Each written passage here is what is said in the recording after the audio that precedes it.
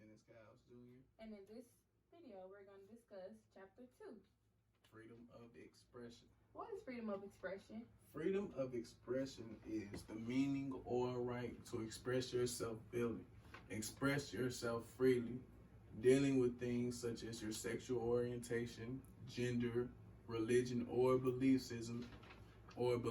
system, and also media and or press outlets. To sum that up, students should be able to express themselves without being judged. For an example, in 1943, in the case of West Virginia versus Barnett, students were able to express themselves both vocally and non-vocally, which allowed students to express themselves independently and amongst their peers to extend their educational reasoning and concern during that time. In the book, 3 cases were discussed. The first case was Mirror versus Nebraska. The second case was Pierce versus the Society of Sisters. And the third case was Tinker versus Des Moines.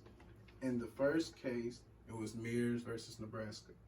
It restricted foreign language education, and also it allowed that the decision versus Mears versus Nebraska, it was stated that previous law was violated, dealing with the Due Process Clause of the Fourth Amendment. The case had centered around a teacher teaching a student German from the Bible and was caught in the act of teaching said student. The second case was the Pierce versus Society of Sisters. This case was centered around the Compulsory Education Act of 1922, which required children between the ages of 8 and 16 to go to school in the district where they lived. The question around the case was asked that, did the act violate the rights of parents to administrate education of their children? The answer was yes, because the Oregon statute arbitrarily set private schools off limits, violating the liberty protected by the Fourth Amendment. In the Tinker versus Des Moines case in 1965, students wore armbands to represent their fellow classmate who was killed in the Vietnam War. Teachers and education administrations felt that students were disrupting the follow education in school because of their armband. Hi, how are y'all doing? In this video, me and Letitia have stated the facts of freedom of expression chapter in chapter 2. Also along in this video, there's one internet clip that we found that will extensively explain 7 things about freedom of expression, and also things things that you would need to know that you have not heard about freedom of expression dealing in the school system and in general life as well. Here are the 7 rules of free speech in schools.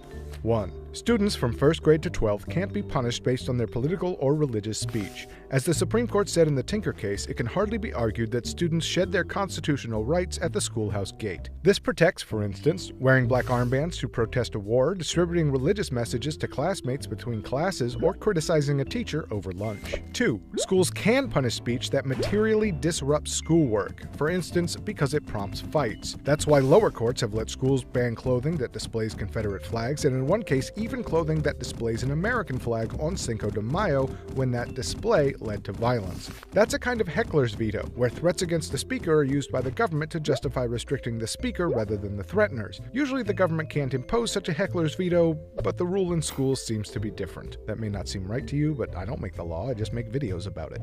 Schools can also punish students for using vulgarities or sexual innuendos, so if you do criticize that teacher over lunch, be, polite about it.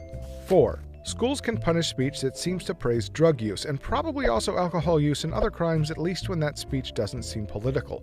That's from Morse v. Frederick, where the Supreme Court said a school could suspend a student for holding up a banner that read, "Bong hits for Jesus."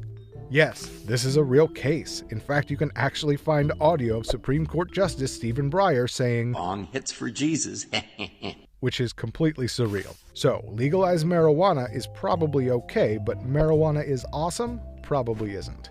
Do you feel freedom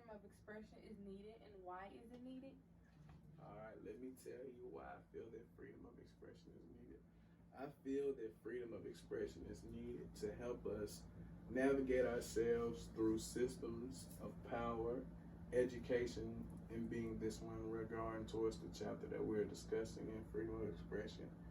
It helps us navigate those systems when they sometimes are in the wrong regarding issues like the Tinker versus Des Moines case, or the Muir versus Nebraska case, or the Pierce versus the Society of Sisters case.